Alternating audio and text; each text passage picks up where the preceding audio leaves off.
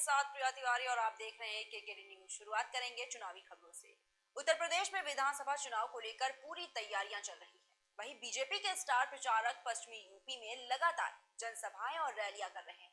इसी कड़ी में प्रधानमंत्री नरेंद्र मोदी की उत्तर प्रदेश में चुनाव की घोषणा के बाद आज पहली बार बिजनौर में फिजिकल रैली होगी।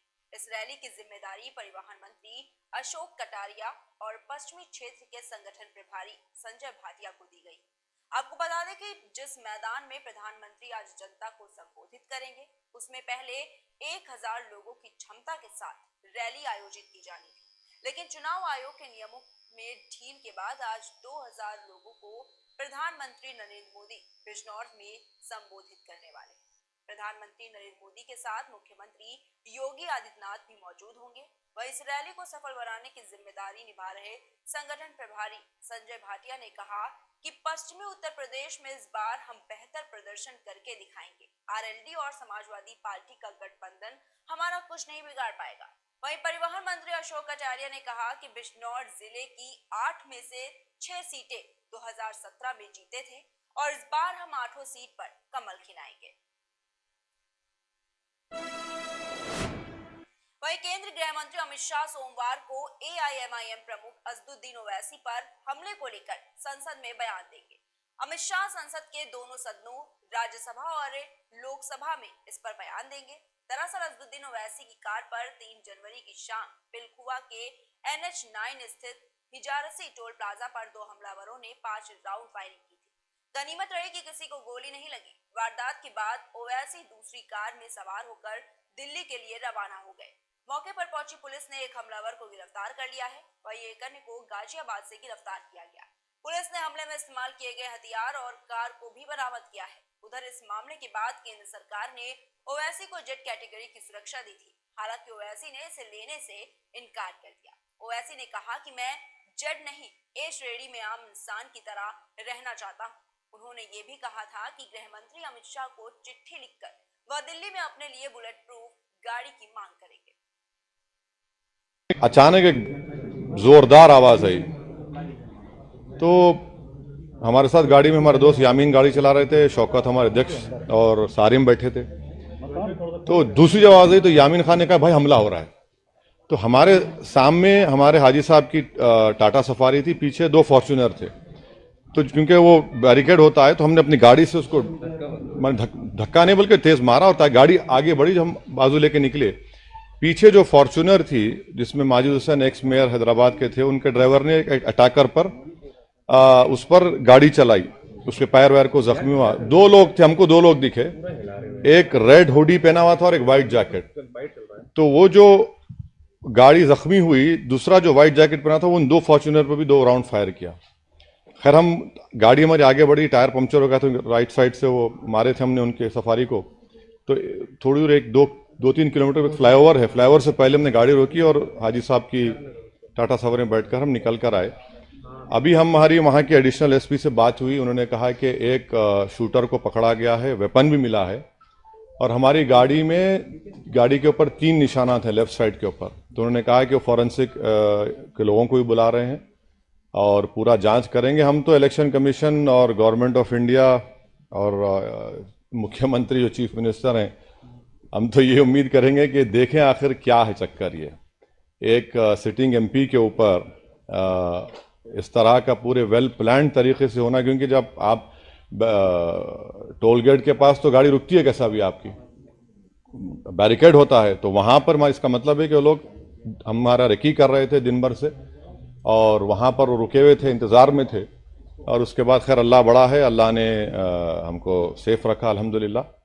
मगर हम यही उम्मीद करते हैं कि इसकी इंडिपेंडेंट जांच होगी। पहली मरतबा नहीं हुआ है, हमको कई मरतबा धमकियाँ मिली हैं और पार्लियामेंट में भी इम्तियाज़ जलील ने पिछले पार्लियामेंट सेशन में इस मसले को उठाया भी था। आज भी इम्तियाज़ जलील को जब मालूम हुआ, हमारे एमपी को स्पीकर साहब से मिले, स्पीकर साहब ने भी कुछ किसी से बात की और हमारे घर पर कई मरतबा हमला हुआ। हम उम्मीद करते हैं कि इलेक्शन कमीशन इसका नोटिस ले। तुरंत मौके पे फोर्स वहाँ पे पहुंची है। इसमें एक व्यक्ति जो है उसको हिरासत में लिया गया है और उससे वेपन भी बरामद हुआ है जिससे उसने फायरिंग की। उसका जो साथी था वो अभी भाग गया है, उसके लिए 5 टीम लगी हुई है पीछे, जल्द ही हम उसकी भी गिरफ्तारी सुनिश्चित करेंगे। मोटिव क्या था मारने का? मोटिव और वो सारी चीजें, क्योंकि अभी इसमें इंटेरोगेशन चल रही है, जैसे ही उसके फैक्ट सामने आएंगे हम आपको उससे। उत्तर प्रदेश के आगरा जिले के फतेहाबाद में एक दिव्यांग मतदाता ने आरोप लगाया है कि पोलिंग पार्टी ने उसका वोट अपने आप डाल दिया। इसके बाद वहां ग्रामीणों ने जमकर हंगामा किया। इसकी सूचना पाकर अधिकारी गांव पहुंचे। एक वायरल वीडियो में एसडीएम को ये कहते हुए सुना जा सकता है कि एक वोट से कुछ नहीं होता है। इस मामले को समाजवादी पार्टी के प्रमुख अखिलेश यादव ने उठाया है।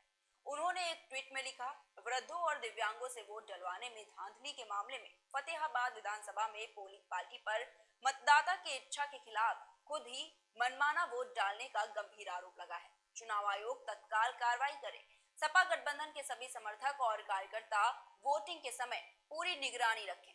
दरअसल चुनाव आयोग ने 80 साल से अधिक आयु वाले बुजुर्गों और दिव्यांग मतदाताओं के लिए डाक मतपत्र की व्यवस्था की है और ये प्रक्रिया रविवार से शुरू हुई। मैंने में पर्चा लेके नहीं और वह लसी रखा थी साइकिल पे और मुंह पे लेके नहीं और वह में दई फूला में ठोक दी। तुम काय में जा रहे साइकिल में और जिन फूले में कितने दई अपन इच्छा थे साइकिल में दे रहे तुम साइकिल में दे रहे जिनने फूलों डरवाई दी और आप आते वोट डाली है। तो तुम किसको देना चाहते थे? साइकिल वो वोट किसको दे दी? फूल में अधिकारियों ने। हाँ। ये आप वहीं पंजाब विधानसभा चुनाव के लिए कांग्रेस की तरफ से मुख्यमंत्री के चेहरे का ऐलान कर दिया गया है। सीएम चरणजीत चन्नी के ऊपर कांग्रेस ने फिर से दाव लगाते हुए मुख्यमंत्री पद का उम्मीदवार घोषित किया है। वहीं राज्य में 20 फरवरी को वोटिंग होने जा रही है। इस बीच इस पार्टी की तरफ से एक नया कैंपेन सॉन्ग भी जारी किया गया है। करीब 3.25 मिनट के इस वीडियो में राज्य के मुख्यमंत्री चरणजीत सिंह चन्नी समाज के सभी वर्ग के लोगों के साथ मिलते हुए दिखाए गए हैं। वहीं गाने का बोल है, चन्नी कर दाम मसले हल। वीडियो में कहा जा रहा है कि रेता और बिजली सस्ती किए जा रहे हैं और 5 साल अगर वे फिर आ गए तो पंजाब को अच्छे से रखेंगे। वहीं गौरतलब है कि इससे पहले राहुल गांधी ने ऐलान करते हुए कहा है कि पंजाब के मौजूदा मुख्यमंत्री चरणजीत सिंह चन्नी ही राज्य में कांग्रेस के सीएम पद का चेहरा होंगे। जिसके बाद सीएम चरणजीत सिंह चन्नी ने कांग्रेस हाईकमान और पंजाब के लोगों का शुक्रिया अदा किया। पंजाब के मुख्यमंत्री चरणजीत सिंह चन्नी ने ट्वीट कर लिखा है कि मुझ पर भरोसा करने के लिए मैं कांग्रेस हाईकमान और पंजाब के लोगों का तहे दिल से शुक्रिया अदा करता हूं। जैसा कि आपने हमें पिछले 111 दिनों में पंजाब को आगे ले जाने के लिए इतनी मेहनत करते देखा है, मैं आपको पंजाब और पंजाबियों को नए जोश और समर्पण के साथ प्रगति के पथ पर ले जाने का आश्वासन देता हूं। ये प्रदेश, इस प्रदेश को अपना नेता स्वयं चुनना चाहिए और मेरा काम आपकी आवाज को सुनना, आपकी आवाज को समझने का है। मेरा जरूर उसमें ओपिनियन हो सकता है, मगर आपका ओपिनियन, पंजाब का ओपिनियन, पंजाब के जनता का ओपिनियन मेरी ओपिनियन से ज्यादा जरूरी है। अब हमने पंजाब से पूछा और पंजाब ने पार्लियामेंट में मैंने कहा, कुछ दिन पहले मैंने भाषण में कहा कि देखिए 2 हिंदुस्तान बन रहे हैं। एक चुने हुए लोगों का, अरबपतियों का हिंदुस्तान, मर्सिडीज, हवाई जहाज, वो वाला हिंदुस्तान, और दूसरा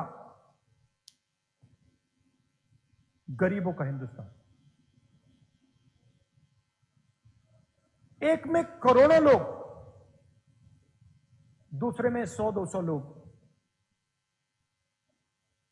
हमें 2 हिंदुस्तान नहीं चाहिए, हमें सिर्फ एक हिंदुस्तान चाहिए। उसमें न्याय होना चाहिए, शिक्षा, स्वास्थ्य, बिजली, पानी सबको मिलनी चाहिए। पंजाब की जनता ने कहा, मैं नहीं कह रहा हूं, मैं इस बात से सहमत हूं मैं इस बात से सहमत हूं, मगर सोच आपकी है। पंजाब के लोगों ने कहा हमें गरीब घर का चीफ मिनिस्टर चाहिए,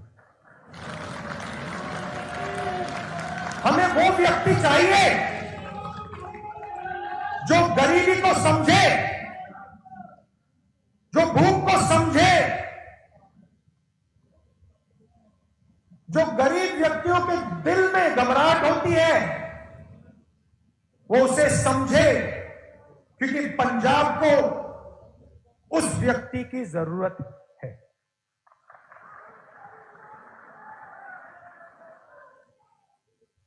मुश्किल डिसीजन था, आपने आसान बना दिया। पंजाब के chief ministerial candidate Charanjit Singh, वहीं यूपी विधानसभा चुनाव में अब ममता बनर्जी भी खेला करने पहुंच रही हैं। ममता आज लखनऊ आ रही हैं। वे यहां समाजवादी पार्टी के अध्यक्ष अखिलेश यादव के साथ बैठक करेंगी और कल यानी 8 फरवरी को अखिलेश के समर्थन में वर्चुअल रैली भी करेंगे। गौरतलब है कि अखिलेश भले ही बंगाल चुनाव में दीदी के लिए प्रचार करने नहीं पहुंचे थे, लेकिन ममता बनर्जी को उन्होंने खुला समर्थन दिया था और अब उसी कर्ज की वापसी ममता लखनऊ दौरे में करने जा रही, जिसका ऐलान कर रैली और साझा प्रेस कॉन्फ्रेंस में हो सकता है। आपको बता दें कि खुद अखिलेश यादव भी चाहते थे कि दीदी यूपी में उनकी पार्टी के लिए चुनाव प्रचार करें। अब तक एसपी को क्षेत्रीय दलों के साथ साथ एनसीपी आरजेडी समर्थन दे चुके हैं और अब टीएमसी का साथ मिलने की भी उम्मीद है। हालांकि सीएम ममता बनर्जी पहले ही साफ कह चुकी हैं कि टीएमसी यूपी में चुनाव नहीं लड़ेगी। टीएमसी का यूपी में जनाधिकार भी नहीं है, लेकिन ममता का समर्थन अखिलेश की ताकत और बढ़ाएगा। गौर करने वाली बात यह है कि 2022 से आगे बढ़कर ममता का 2024 का प्लान है, जिसमें वो अपनी पीएम पद की दावेदारी के लिए क्षेत्रीय दलों से हाथ मिला रही है। ममता बनर्जी गैर बीजेपी और गैर कांग्रेस दलों का मोर्चा बनाना चाहती है, वहीं यूपी में अखिलेश इसमें अहम कड़ी में है। फिलहाल के बुलेटिन में इतना ही। देश और दुनिया की तमाम बड़ी खबरों को देखने के लिए देखते रहिए केकेडी न्यूज।